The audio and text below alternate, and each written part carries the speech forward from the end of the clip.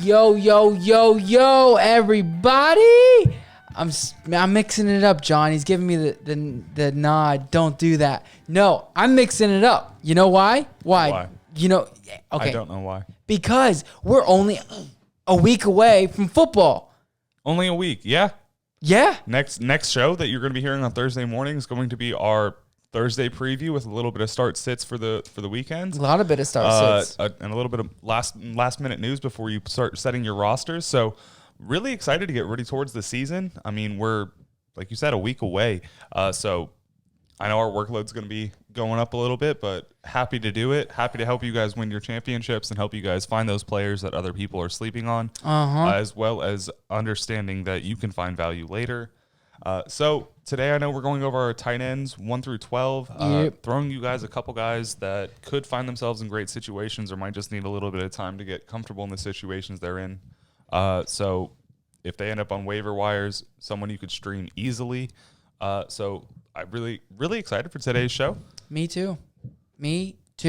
Not only am I excited to get into the tight ends, not only are we a week away from football, but we are also drinking a great beer. And I enjoy great beer. John, do you enjoy great beer? I love great beer. Good. Me too.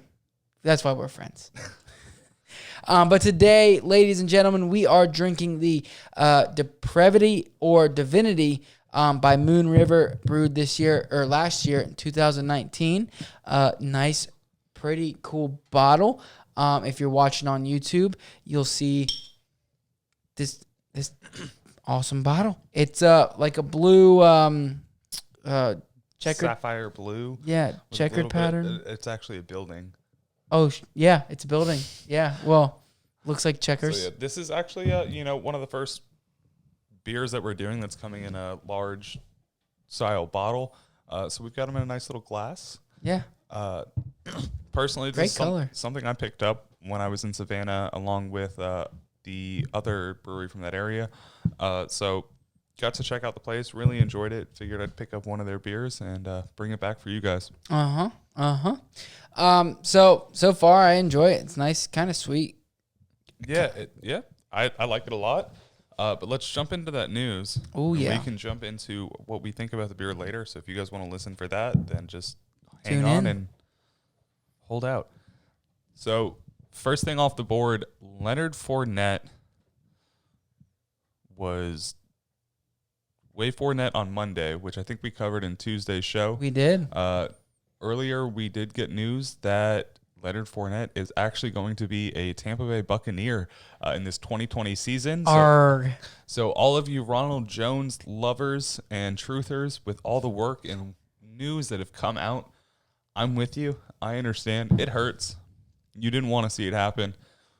But Leonard Fournette got signed by the Bucs for a $2 million contract with $3.5 million in incentives possible. So pretty decent amount of money for him. Hopefully he doesn't take – he's going to have a good contract there, a good year there. Tom Brady, super upgrade in the total offense, possible downgrade and opportunity for him just because there's so many people. There's just so many other places the ball can go. I'm excited for it. Yeah, I'm excited for it. I mean, adding a super threat at running back like Leonard Fournette to that Tampa Bay Buccaneer offense, especially with the offensive line upgrades that they did in the draft, I mean, I think Tampa's going to be really solid. I mean, their defense is outstanding as well. Oh, yeah, 100%. The offense is going to be, super, super high-powered. Actually, I don't want to toot my own horn. Yeah, you called it.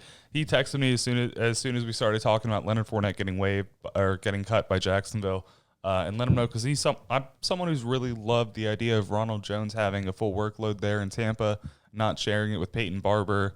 So now he's going to be competing for work time behind Leonard Fournette. So Michael actually called it. He told me that it's probable that the Bucs are going to grab him. Hurt my heart.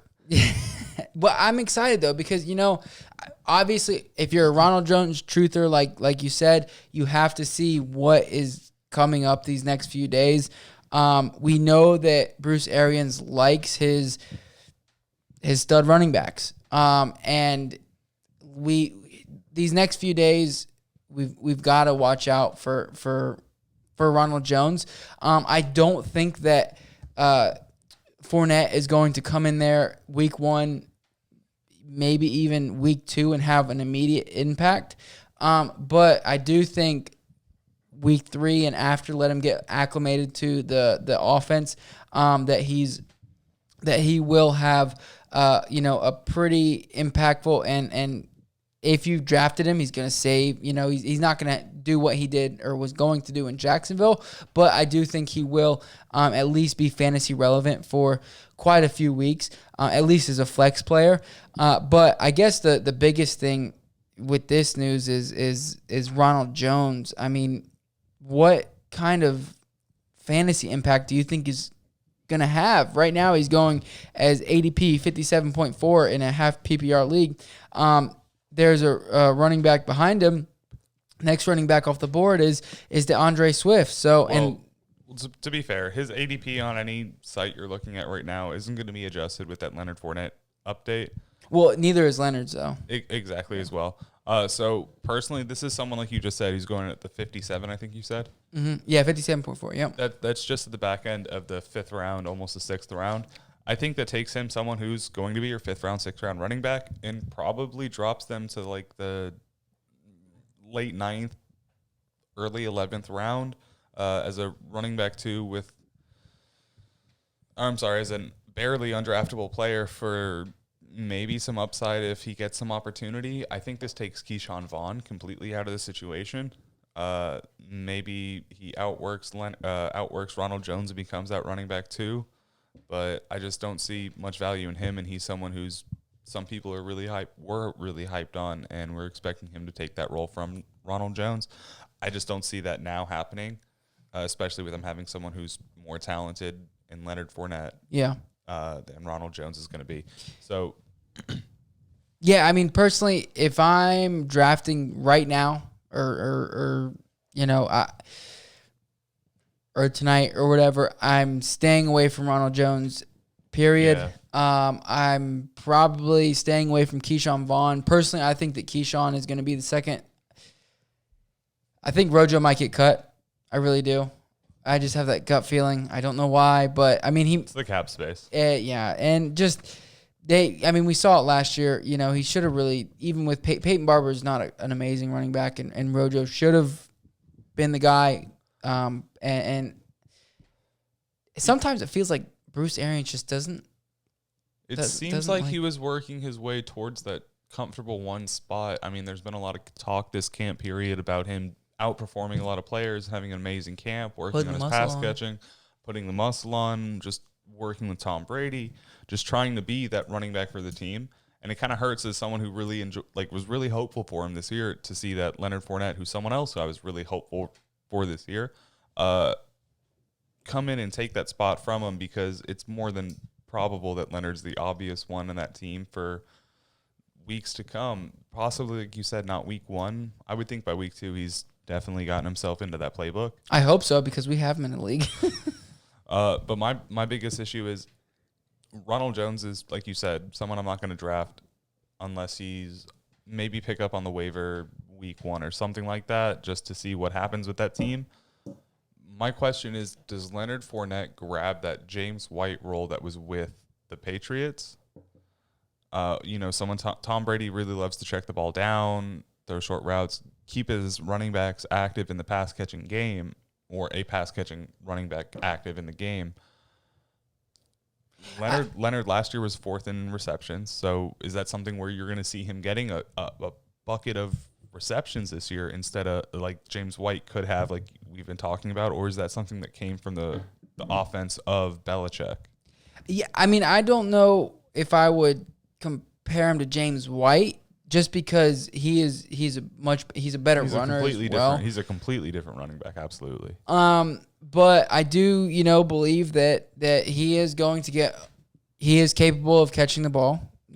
He's good pass catcher. Like I said, fourth best pass catcher last year, or fourth most fourth most targeted, tied with Alvin Kamara. So I mean, I definitely think he's going to be involved, and by the middle of the season, I mean, my projection is that he's going to be the standalone back. I do think this knocks, everybody back. James White, I would say, I think maybe comparable in the passing game. That's the only thing I was trying to compare to was just the passing role that he's going to get. Not trying to say, because they also did sign LaShawn McCoy. I'm not worried about him, though. Same.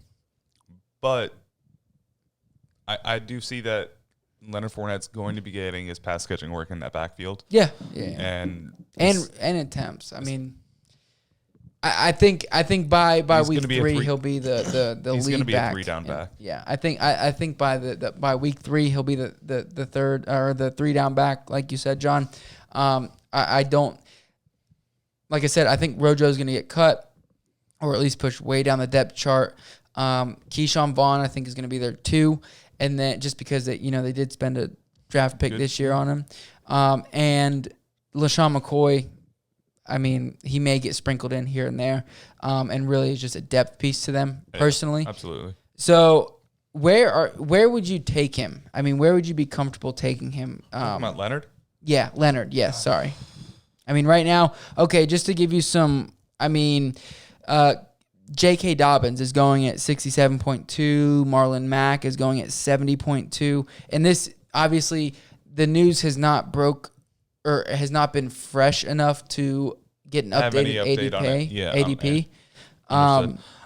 Jordan Howard, 78.3. I mean, realistically, I think I'm taking him somewhere around that. And it's hard. It's very hard. Because you really don't know what kind of offense he's going to have. But probably a little bit before I would take Mark Ingram. Just because I do really think he's going to have a role.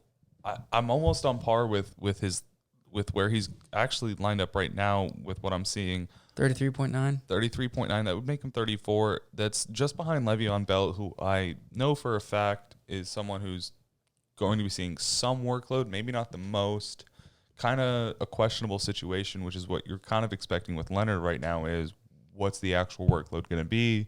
What's his role in that offense? There's other people that they've invested money and capital in. So it's kind of if he falls to me, he's someone I'm going to grab. But even at that ADP that I'm just saying right now, I'm not going to pick him up for even what I think he's worth. He's only someone I'm going to take a risk on if he comes cheap to me. I'm not going to jump to him. I'm definitely not reaching for him in any situation. Yeah, at all. And I'm definitely not grabbing him where I think he's falling between, even where I'm saying right here. Only someone I'm going to be grabbing at the moment, as of right now, when I think he's coming to me cheap. Right. And that could change in the next week. I mean, like I said, like you just said, it's early news that just kind of broke recently. So let's see what happens. Let's see where he ends up. But as of right now, once I get that, and I personally don't even know when I'm going to get that feeling. It could be the 5th round, could be the 6th round. If he falls to me in the 5th, I might think I have a value if I have a team where he's my running back 3. That's where I'm taking him. I'm glad you brought that up because I am, around that Cam Akers, Kareem Hunt, 53.4, 56, ADP spot.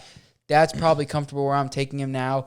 I'm taking a shot though. I am hoping. It's a risk. I'm grabbing him on a scale of 1 to 10. His risk is a 10. I mean, it's an 8. He's going to be getting some workload. It's just running back 1 or running back low end 2. He could definitely. I mean, his floor to ceiling, I think, right now is it's really whatever running back 4 really up to a running back 1 with Rojo, Keyshawn, and like you said, LaShawn. I mean, it could play out a bunch of different ways. At this point in time, I think I would take the shot on him in the 5th round, maybe the end of the 5th or somewhere around there. Like you said, as your running back 3, because I do not want to have to play him. Right. I don't want to be forced to play him week 1, week 2. I want to have him on my roster in case he can play weeks 2 through 17 for me. Right. And he could be a league winner if you grab him there and they decide, you know what, this is our running back. Yeah, if everyone's too scared on him, grab him. So, personally for me, if I'm at the end of the 5th, somewhere around there, I'll take him. Take that risk on him as long as he's my 3rd running back. If I'm going 2 running backs, at first, grab 2 wide receivers there in the 3rd and 4th. Grab Leonard in the 5th. Just for high upside. That could like I said, it could be a league winner. Because then you're grabbing high upside receivers after that anyways. Yeah. So, but as very risky move, if you are not into the riskiness like that, then don't grab him. Avoid all Tampa Bay running backs if you don't want that risk. Unless you get them out of value and everyone's value just shifted way down. Well, I'm saying if they want to mitigate risk completely, if they're more of high floors, yeah, then stay away from Leonard. But I personally, I'll take the shot on him late. Yeah, it has to be the value though. So, but I mean that was the biggest news. And then another piece of news. Thank the Lord, Alvin Kamara is back at practice. Him and Sean Payton had a nice talk Wednesday morning. So, and he was back at practice Wednesday. So, I don't see him missing any time. And to be honest, I think that they're gonna come up with a contract and he's gonna be signed. I am still very comfortable taking him even as early as the 3rd pick. I think he's going to, John and I both have him ahead of Zeke at that 3rd overall running back position. So I would definitely be comfortable taking him there. It did get worrisome. It did. It scared me. But at the same time, he missed practice. The Saints said they're going to trade, or they're willing to trade him. So they're both playing a little bit of hardball. So I don't see it really impacting his season. Like I said, he's back. He was back at practice. What are your thoughts, John? My initial thoughts, like you said, were really scary. But actually, I kind of got into the mindset of whatever team is willing to spend a 1st-round pick on him, plus whatever else the Saints ask for, means that they're going to make him a key role player in that offense. And so for me, it was, okay, well, even if he's not with the Saints, which is a great offense for that running back, especially his play style, at least whatever team picks him up is still going to make him usable. So anyone that's already drafted and grabbed him, okay, don't freak out yet. Just make sure you play your waivers, make sure you play your trades. Right. Don't get rid of him. Don't sell him off super cheap. Yeah, you do not know what's happening with him still. And if you were in a dynasty league and you somehow played the Alvin Kamara owner within the last 24 hours, congratulations. Kudos to you. You just won your week. Yeah. You just won your league. So I'm still, like you said, completely happy grabbing him as my 3rd pick overall in any type of PPR format, whether it's half point or full. So good on him. They aren't, like you said, very far in contract negotiations. Initial reports said he wanted 16, but apparently that's not too true. So hopefully they can come to some kind of agreement. That offense runs through Breeze, Thomas, and Kamara. I mean, there's no one else they would want. There's not really anyone that, I mean, his numbers are just below Christian McCaffrey's. And personally, if he got the target volume McCaffrey got, you could see him break those numbers. Mm-hmm. So you can't really replace that talent, and you're going to want to pay him. Yep. And they're going to find the cap space for it. 100%. He is probably one of the best all-around running backs, multi-tools, offensive weapons in the league. I mean, they paid Taysom Hill. They'd be dumb to pay Taysom Hill and not Alvin Kamara. That is true. So now let's move on to one quick piece of news, and that is Mohamed Sanu was cut by the Patriots. Sad to see, but, he was someone who even this year you were coming in questionable on whether or not he was going to have his roster spot. So I mean, they spent a 2nd-round pick on him last year, but he didn't seem to produce. There was a reason Atlanta was ready to get rid of him anyways. But I'm someone who even had him on a couple of dynasty teams because I've had him for a couple of years now. And he's been that low-end flex player for me, but it sucks to see. Hopefully he finds himself on a good team that, I mean, maybe the Packers pick him up. That'd be a good spot. I don't think that'd be terrible for him. Maybe the Eagles pick him up. They've been, or even the 49ers. Eagles would be great. Both of those teams have been really very wide receiver needy. Chargers, Raiders. A lot of teams are kind of wide receiver needy at the moment, especially talents that have been established. So I like the wide receiver in the Eagles, or the Green Bay Packers and the Eagles. Yeah. So honestly, not too worried about him if I have him on a dynasty team. Not drafting him in any format, anyways. So. Depending on what team he comes out on, he could end up in a better situation. Yep. And then I know you said this is the last piece, but just really quickly, Tyrell Williams will be missing the rest of the season due to his shoulder surgery. Torn labrum. So if you have him on any formats, put him on your IR. Yep. If you are drafting soon, do not take the shot on him in case it's too late. You haven't seen that updated news yet. Now, question for you. Sir.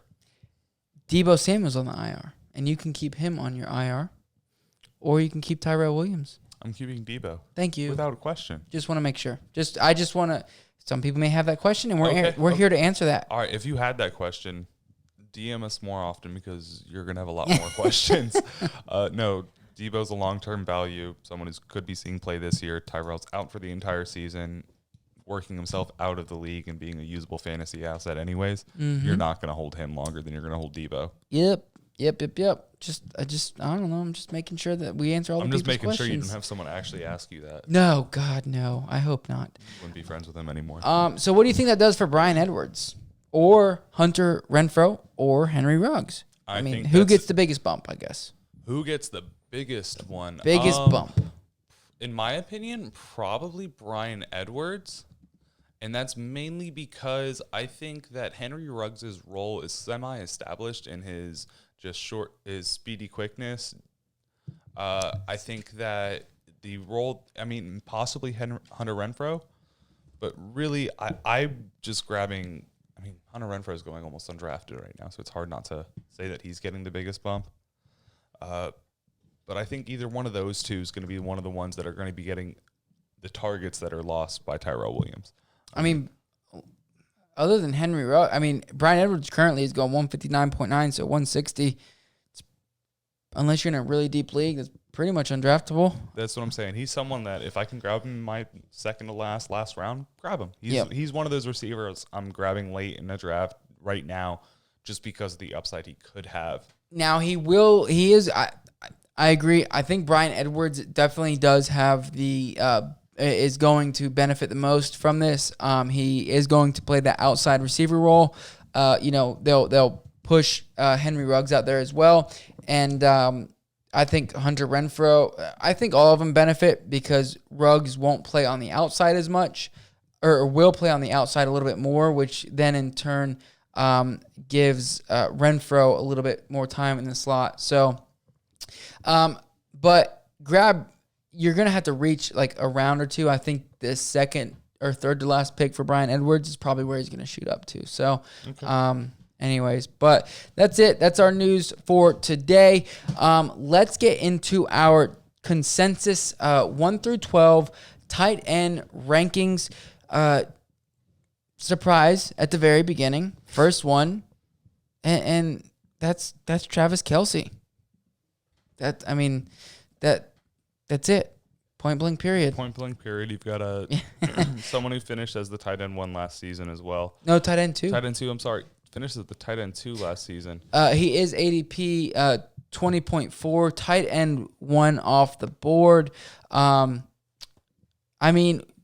guess the biggest question with Kelce is not, is he going to finish in the top 2 tight ends? It's where are you taking him and where are you comfortable, I guess, drafting him more than anything. Yeah, and that really depends on what type of person you are. I'm personally okay drafting him in like the 3rd or 4th round, depending on how well I feel like I did on my first 2.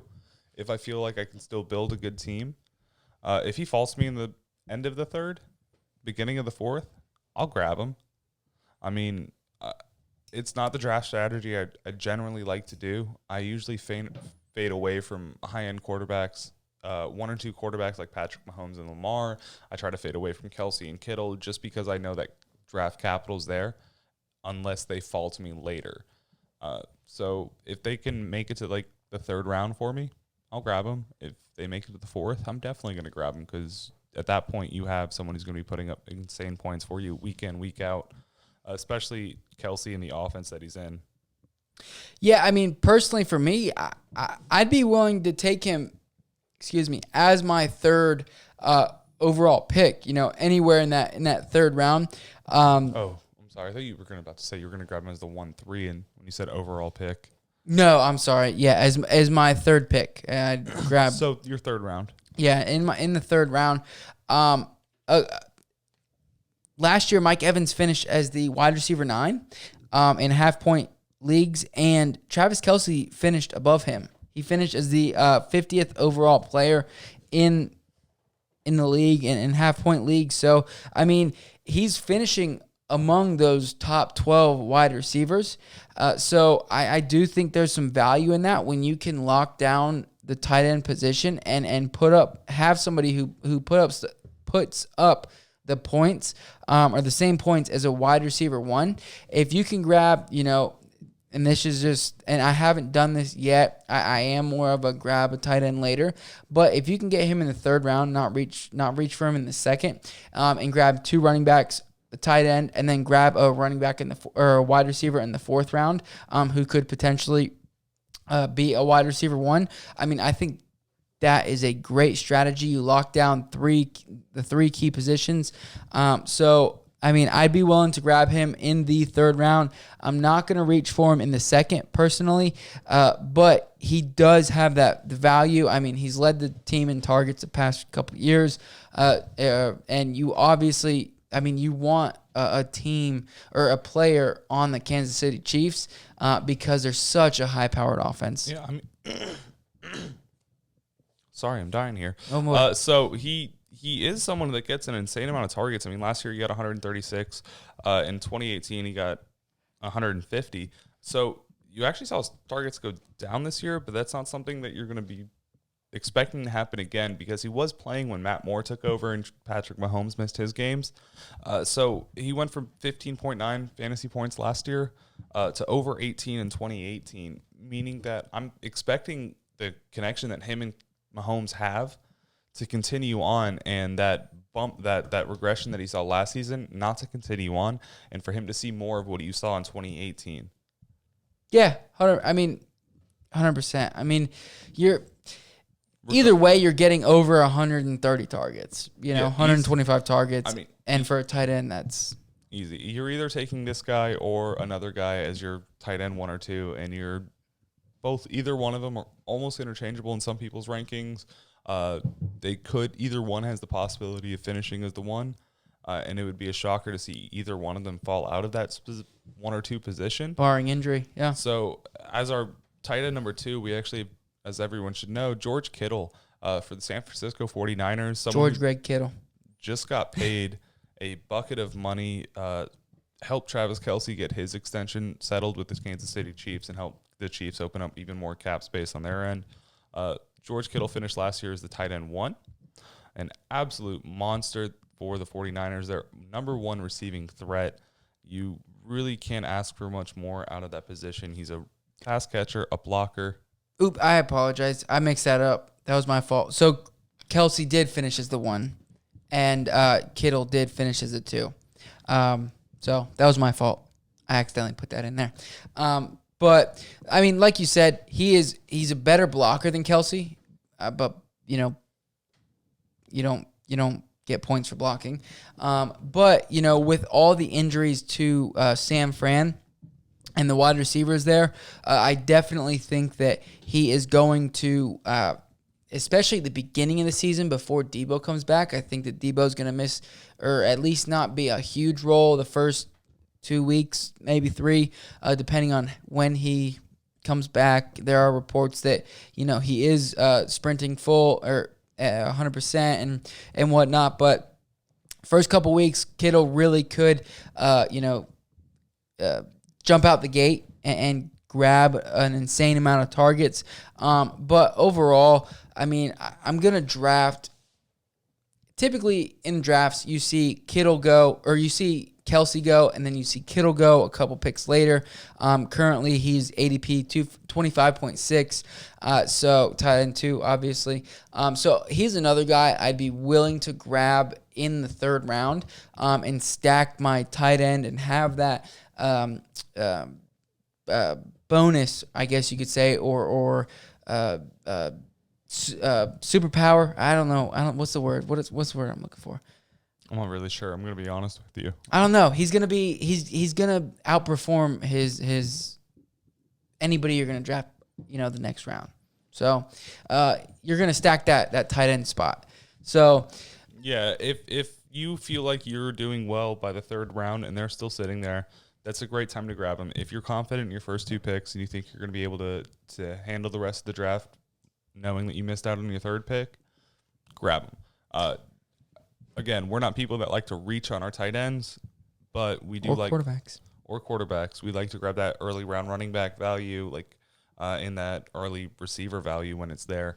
But Kittle and Kelsey, obvious number 1s and 2s. They see 100%. An insane amount of volume for their teams. Number 3 is someone last year came out of nowhere. Not really out of nowhere. I mean, he was expected during camp and stuff like that last year, him and Lamar did have a connection. It was talked about, but nobody thought he was going, I guess, to finish as the tight end 4. Yeah, that was my point. So, people expected him to have a great year, but, the year he had was insane. It was amazing for him. Him and Lamar Jackson just had a great connection. Went on a few dates. I mean, he led the league or led the tight end group in deep targets last year with 20 of them, and hot. Had 8 red zone receptions and 10 touchdowns, which also led the tight ends. So personally, I have him in for a slight regression, not getting those 10 touchdowns again, but he's still able to finish with, in my opinion, at least 7, 8, maybe 9. So he's my tight end 3. Maybe 10. I don't see him finishing with 10 again. And that's still, even with those 10 touchdowns, that still wouldn't put him up towards that 1 or 2 spot. I have him at 9, so. But I definitely think that he's someone who's going to be just under your Kelsey Kittle and someone you can be extremely confident in. Yeah, 100%. I mean, he is currently, we mentioned it, but currently going to ADP 42, tight end 3. So, I mean, I'm not going to be upset grabbing him. I think he has a little more risk than both of those guys, just in the fact that they've done it years prior compared to Mark Andrews last year. He broke out, some would say. So there's talks of Devin Duvernay and Miles Boykin taking a step up in that offense that may, hinder him a little bit. But I mean, I personally have him as a tight end 3. So, I'm sorry. No, go ahead. I was going to say my only thing that doesn't make me worry about the additional receivers coming in is the fact that they did lose Hayden Hurst, who was someone who got a good share of his targets there last year. So I think that if anything, he's going to get an upgrade in targets. Those other receivers might get their own targets, but I think that he is at a possibility to end up similarly to where he did last season. I have him there. Just a little bit less touchdowns because I don't see that touchdown ratio being as high as it was last year. But absolutely a great player to grab. Personally, at this point, these type of tight ends, this tier 2 tight ends that you're looking at, I'm not grabbing until maybe and this might be, I guess, maybe early for some people, but I mean, the 6th round, 7th round, 5th round, for a second Mark Andrews. Mark Andrews, I'd grab him in the 5th. I think. Yeah, I'd grab him in the 5th. Maybe the end of the 4th or so. Because again, I'm only drafting these high end tight ends on a value when they're falling to me. Right, I'm not gonna reach for any of them. No. Maybe if I'm drafting from a straight turn, I'm on the 1 or the 12 or the 1 and the 10. That way I know exactly what I'm getting with the next pick or the pick before it. So it's possible. And right now, like we said, he's going as ADP 42. So End of the fourth, beginning of the fifth. That's probably where I'm taking him. I'm just not reaching for him. No. So the next player the next tight end we're going to be talking about is Darren Waller of the Las Vegas Raiders. Last year he finished as the tight end 3. Current ADP is 63, going as the tight end 5. Obviously, we talked about Tyrell Williams. He went down. He's not going to be there this season. Could help Darren Waller perform or get a couple more targets this year. I think he's a great tight end. Obviously he showed it last year, but his quarterback definitely does scare me a little bit, I guess. Last year he finished with 117 targets, 90 receptions, but he did only finish with 3 touchdowns, so I do think that he could have some positive regression in that area, especially with Tyrell going down. Yeah, I actually really like Darren Waller. Last year, tried picking him up a handful of times, wasn't actually able to do that. But he did finish second in receptions last year for a tight end, which means that he got the ball a boatload out of that Raiders offense. And he also finished second with yards after catch, meaning that every time he got the ball, he was able to do a lot with it. Like you said, the only thing holding him back from either the number 3 or the number 2 spot is those touchdowns. And that's because they find themselves either running the ball in or hitting their wideouts for their touchdowns. And so if they can get that number up, he has the possibility to go higher. I think his floor is an easy, top end 6 tight end, even if they don't find him getting the ball as much as he did last year. He's just going to have just enough volume to make himself usable. But at the ceiling, he's easily could finish as a wide receiver 4, as we think. With up to maybe a 3. And if he gets a lot of touchdowns, maybe a 1 or a 2. And that's really what's holding him back. Yeah, and he does have that. He does have that opportunity. Last year, Tyrell Williams had six touchdowns. So, and they didn't. I think they scored 24 touchdowns last year. So, that's not tremendous. Maybe even less than that. But with Tyrell Williams out, I definitely think that's going to open up Darren Waller for some more opportunity to score a touchdown. So, but anyways, Darren Waller definitely a solid grab there at the ADP of 63.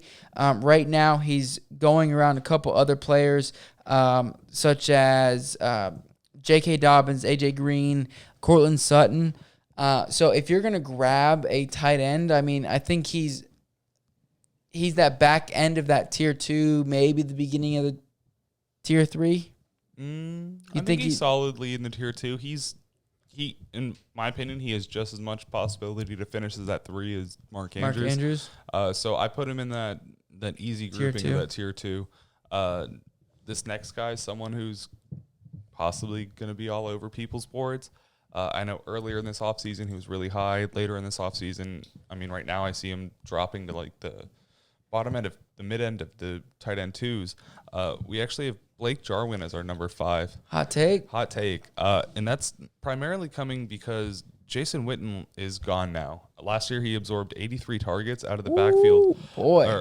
Out from Dak Prescott. Out of the back.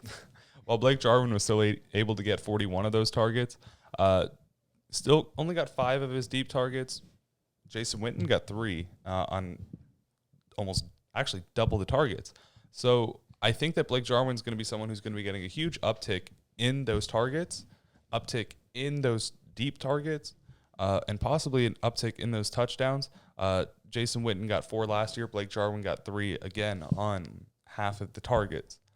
So just by absorbing that loss of targets, you're going to be seeing someone who's going to be getting a lot of volume. Mm-hmm. And if Blake Jarwin got that volume that Witten got, even less than that, you're going to get someone who's easily going to finish in your top 5 tight ends. Again, someone possibly can finish in the top 3. Yeah, no, 100%. We've talked about it before with Michael Gallup. They lost 190 targets compared to last year. Now, I don't have them throwing. They threw for 597 times last year. I have them throwing just under that, with Tony Pollard getting a little bit more involved, just because they can have him there. And obviously Zeke getting his close to or right at 300 touches. And last year, not only did Witten have 80 or plus targets, 83 targets. Randall Cobb also had 83 targets. So I mean, CD does come into the offense. I don't see him getting all those 83 that Randall Cobb have. I do think I have him in like the 70 range. But I do think that Blake Jarwin does, get most of those Jason Witten targets and, a couple extra sprinkled here and there. Plus, I think he was targeted 38 times or something like that last year. Who are you asking about, Blake? Blake, yeah, I think he was. Blake had 41 targets last year for 31 receptions. Yeah, so...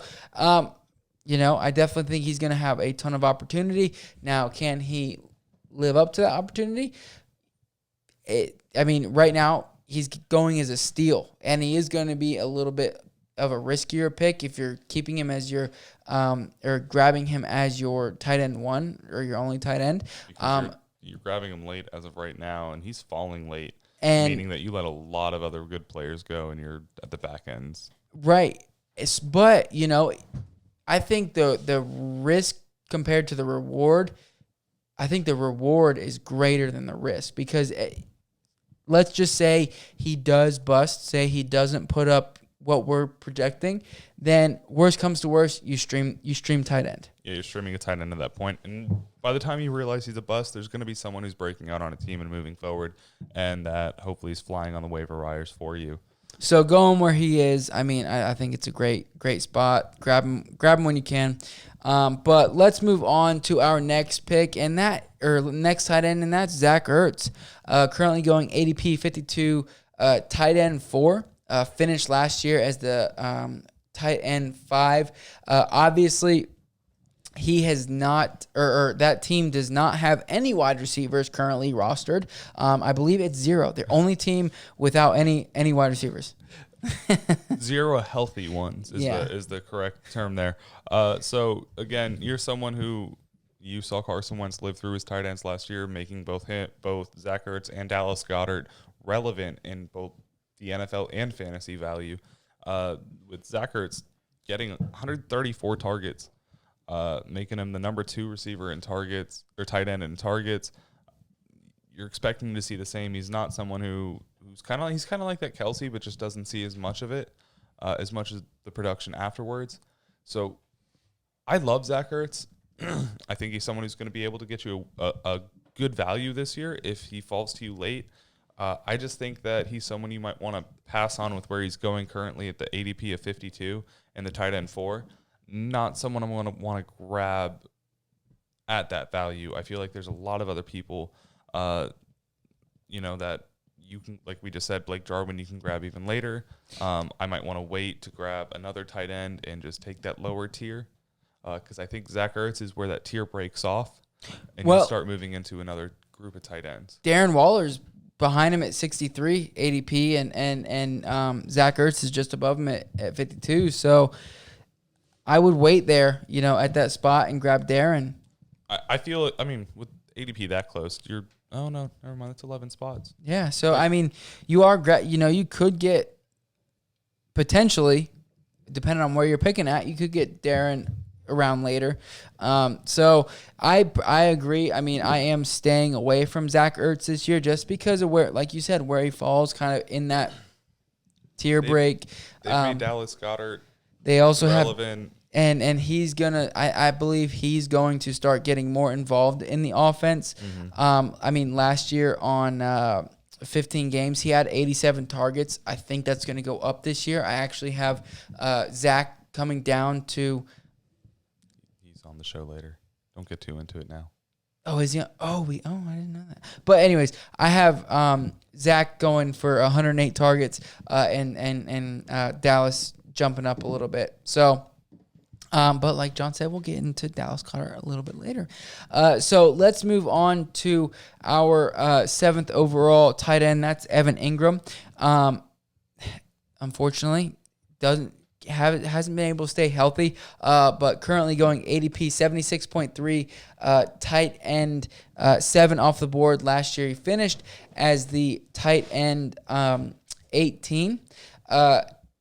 He's healthy, and the Giants have been posting tons of hype videos and stuff like that on Twitter of him and Daniel Jones. He did miss last year, 6 games last year with a Liz Frank injury. He did have surgery, so he's 100% and healthy. I like him a lot this year for where you're grabbing him. It's just, are you willing to take the risk on the injury? So I love Evan Ingram, like you just said. Giants are coming out of camp saying that he's going to ball out. 1,000 yards is going to be easy for him. But he's only going to hit that if he plays all 16 games. He's someone that I've seen in drafts fall late because a lot of people don't want to take the risk on him. If he falls to me, grab him, and then just make sure you either have a secondary tight end that you're hot on and hopeful for, because you more than likely are going to be playing that waiver wire a couple weeks, unless you want to grab, someone else who falls later and just roster him in one of your last rounds. Mm-hmm. Definitely something you want to pay attention to. Yeah. So grab him late if you can, and kind of similar situation to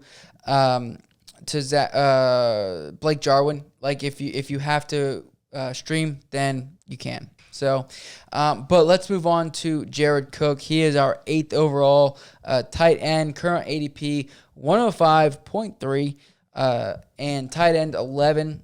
Last year he finished as the tight end 7, and that was because of his touchdowns. I mean, him and Drew Brees, obviously, they had a great connection.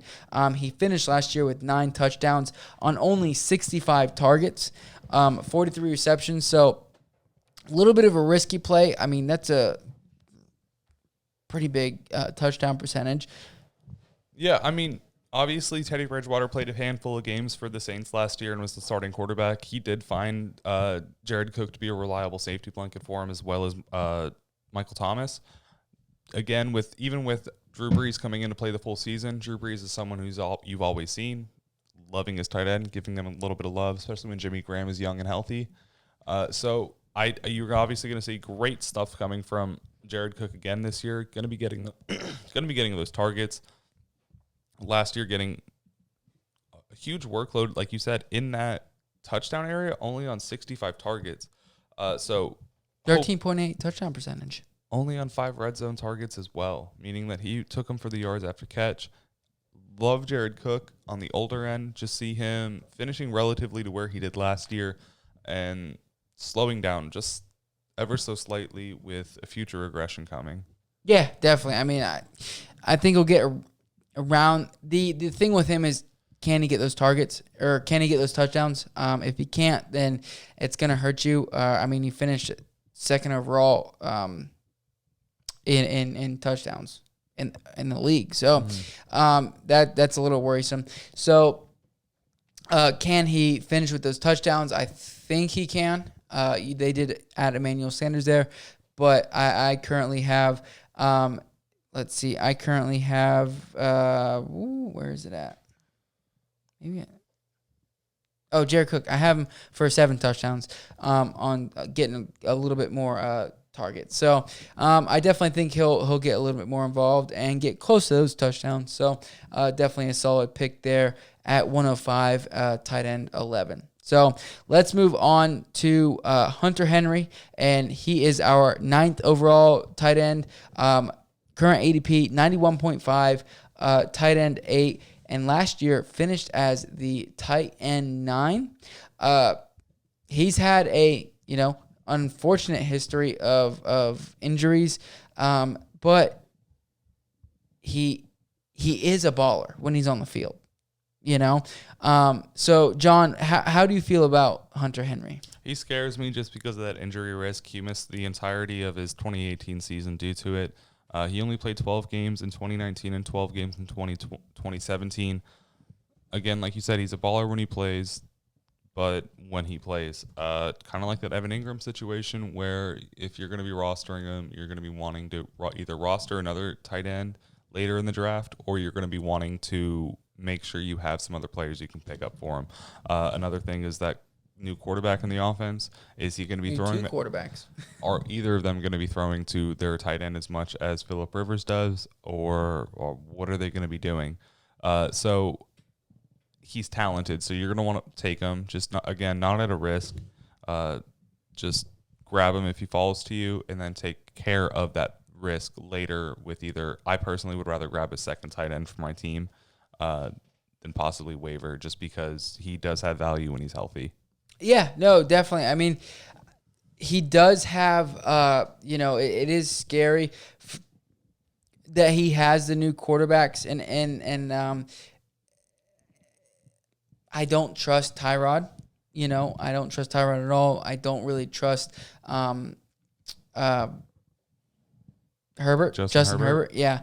But I will say this, when I was doing some research, and back in 2016, 2017, Charles Clay did lead the Buffalo Bills in reception or targets when Tyrod was the quarterback there. So maybe, that is one positive for him, but his injury history does kind of play effect into what I think when I draft him, and I think there are some later targets there that are a little bit more, valuable. So with less risk injury, and that one of those is our next one, and that is Mike Gesicki, current ADP 149, tight end 15. Last year finished as the tight end 11. We saw an uptick in targets after Preston Williams got injured. So that is one thing that kind of worries me about him this year. But grabbing him so late at the 149 or ADP 149, I think that's, very doable. I'll take that risk. And he's actually one of our targets that, we were talking about during the Listener League. If we hadn't have grabbed two Dolphins prior to that, we would have grabbed Gesicki later. Yeah, he's someone who's going later, that if you're going to be grabbing a later tight end, he's someone you can grab with the hopes of him finishing in that tight end 1 group with possibly some upside, with possibly an easy tight end 2. And if you're grabbing him, like we said, you're grabbing him down in the ADP of 149, so nearly undraftable, possibly on your waivers. Someone, if you're grabbing one of those injury-prone tight ends like Henry or Ingram, maybe roster Gesicki as well. Someone who's shown last year that he can be a great red zone threat, having a 26.2 finish in in week 15 of 2019. Love him as a tight end, love him as a player. Think he's going to do a lot for the team. And I think he can really give you some value, especially where he's getting drafted right now. Yeah, 100%. So I love where he's gone. So currently we are moving on to Dallas Goedert. He is, like we were talking about earlier, he is going up against Zach Ertz in that offense. He's currently going ADP 213.2, undrafted pretty much. And last year he finished as the tight end 10. So like we said with Zach Ertz, with very little wide receivers, they have Deshaun Jackson, Jalen Reagor just got hurt for the first couple weeks, but with very little wide receivers, their tight ends are going to thrive, especially for the first few weeks, and I think that's kind of where Dallas is going to help that offense. Last year he got 87 targets on 15 games, 58 receptions, and lost his touchdowns. He had 5 touchdowns. So I think he can definitely mirror that and finish around that tight end 10, tight end 11 spot. So what are where do you have Dallas Goedert, and how do you feel with him there with Zach Ertz? So I currently have him as my tight end 12. And I personally, just like you said, feel like Zach Ertz, I think Zach Ertz isn't really ready for that regression and step down in the offense like you're talking about. And like you mentioned when we were talking about him, I just think that Dallas Goedert's going to be getting more work than he did last year. I think that they have no other options. They don't have any healthy receivers that can get the ball a handful of times per game and work through a 17-week season. So I think that either one of their tight ends are both going to be extremely usable, with Goddard being the one who's going to be seeing slightly less than Ertz, but being someone who's going to be seeing red zone receptions, going to be seeing talent targets week in, week out, and possibly having an opportunity to either level out with Ertz or even overtake him depending on how that offense rolls this year. Yeah, no, 100%. I mean, I think that I do think that Ertz is going to be the obviously the number one target for Carson Wentz, but at the same time, I do think that Dallas is going to get plenty of targets to finish in the top 12 tight end. So, or actually, I have him as 13, so just outside the top 12. So, but let's move on to our last tight end, and that is Noah Fant. Current ADP 213.2, tight end 21. Last year finished as the tight end 16. They do have Drew Lock coming into his second year. They added Jerry Jeudy, Melvin Gordon to the offense. They did sign Graham Glasgow as on their offensive line. So they're definitely set up to succeed. I think that Noah Fant, personally, I think that Noah Fant's going to, a lot of people are hot on TJ Hawkinson. I like Noah Fant a little bit more. I think he's a little more athletic. I think he's going to have the ability to really be a fantasy football-oriented tight end. I'm going to get those targets and come down with the balls. So I like Noah Fant this year. And you're a Drew Lock truther. So my rankings don't show it, but my heart says it. I am a Drew Lock lover. I think that he's someone who has the riskiest value, and I'm grabbing him in any league where I have to have a deep roster. So I do think that, last year Noah Fant came in as a rookie. Balled out, like you said, finding himself finishing as the tight end 16. I think that this year coming into it, he's established himself more in that offense, shown that he can be a baller. Only going to see more work this year at a more consistent basis. They don't really have the best tight end group. They do have an extremely amazing wide receiver and running back group with Jeudy, Sutton, Melvin Gordon, Phillip Lindsay, and KJ Hamler. So I think that ball is just going to be going around a lot, and which is part of the reason why I'm such a Drew Lock truther, is that everyone on that team that's going to be getting the ball likes to get that ball in the air and produces well when that ball comes in the air. So I just think they're going to be running that offense through the air, with Noah Fant being someone that's going to be the tight end one for that team and possibly a tight end one in fantasy, more than likely, in my opinion. Huge red zone threat. Great guy. Great guy. Met him a couple times. They spent the capital for him for a reason. Yeah. So definitely, somebody solid you can grab late. Going way, way, way undraftable. Even if you are in a deep league, is pretty much going undraftable. And I think that's just because I don't think people trust Drew Lock. But I do like Noah Fant. I think he can become a safety blanket there for Drew Lock, and he did finish. He had the highest finish as a rookie tight end last year. So, and I think he's just going to progress on that. So, but anyways, that is it. That is our 1 through 12 tight ends. It was a good show. Yeah, I liked it. Had a great time. Hope you guys enjoy your tight ends.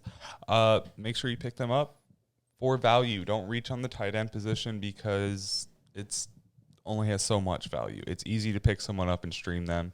Mm-hmm. You only have to roster one, possibly two, if you spent capital on them. And if you're in a deep league, grab two. Like a 8 bench spots.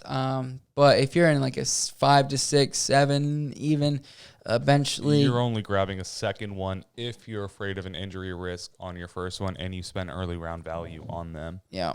So, but anyways, let's move on to our beer of the day.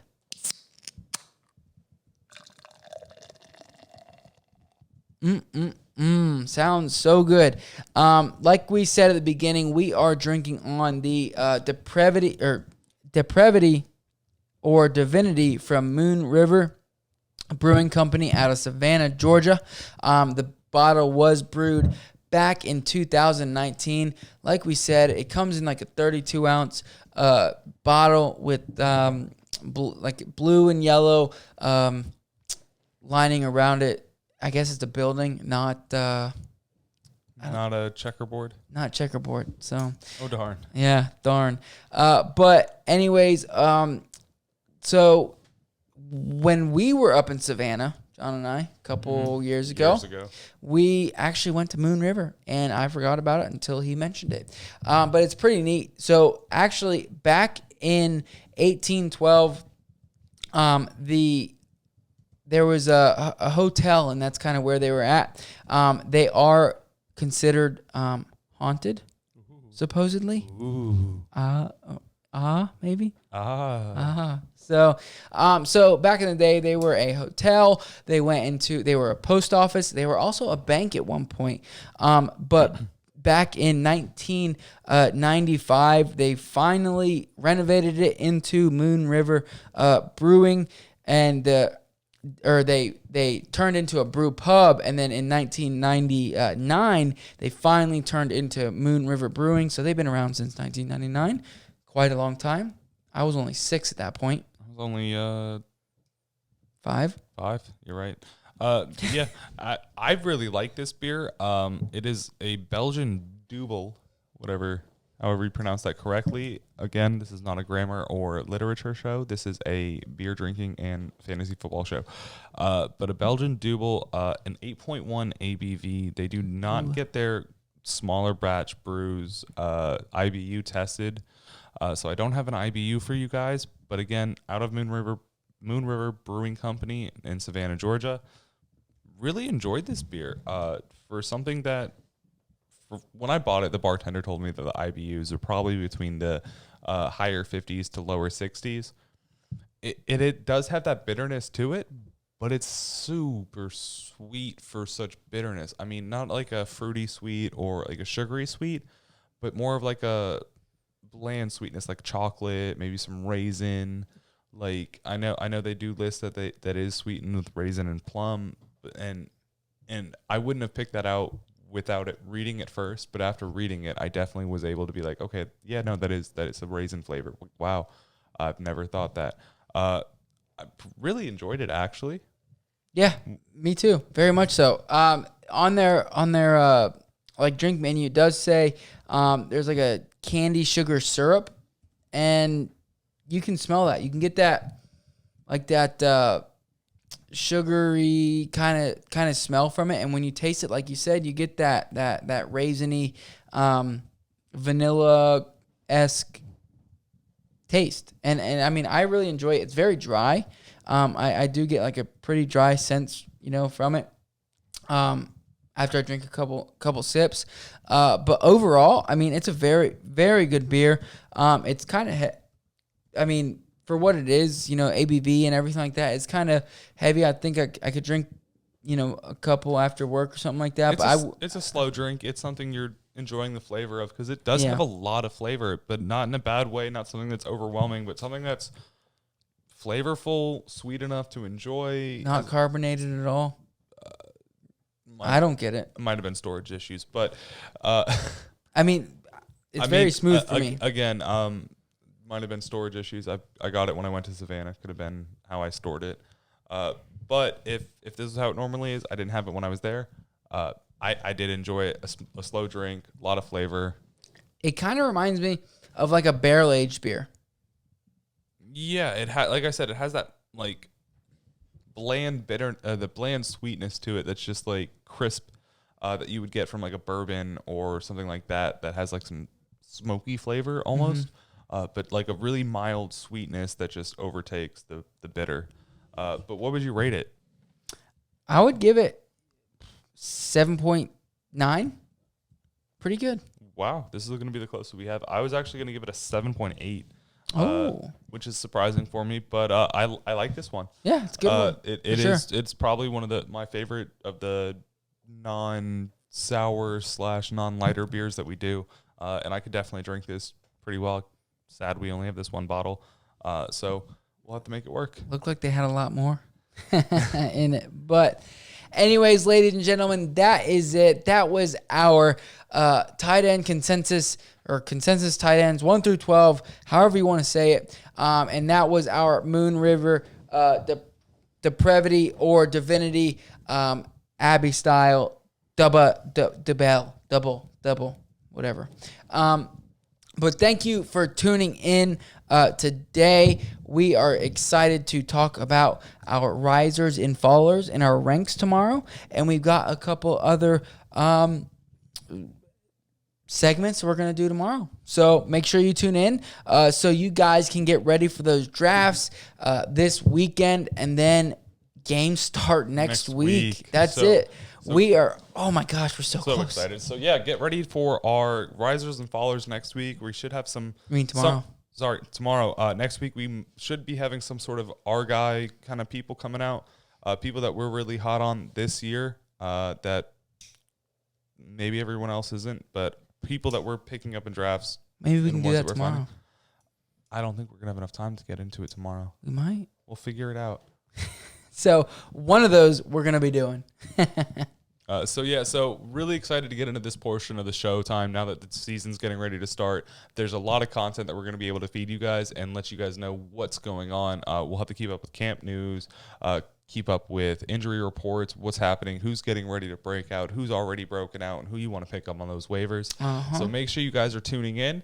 And if you guys want to send us any beer recommendations, it's going to be at the Fantasy Tap on Instagram or Twitter, or thefantasytap.com. thefantasytap@gmail.com. If you guys want to send that to us in an email, make sure you guys are liking, following, sharing anything you guys see on Twitter. If you guys enjoy listening to us and want to, tell a friend how great we are, how funny we can be every once in a while. We really appreciate everything you do for us, and anytime you guys shout us out to anyone.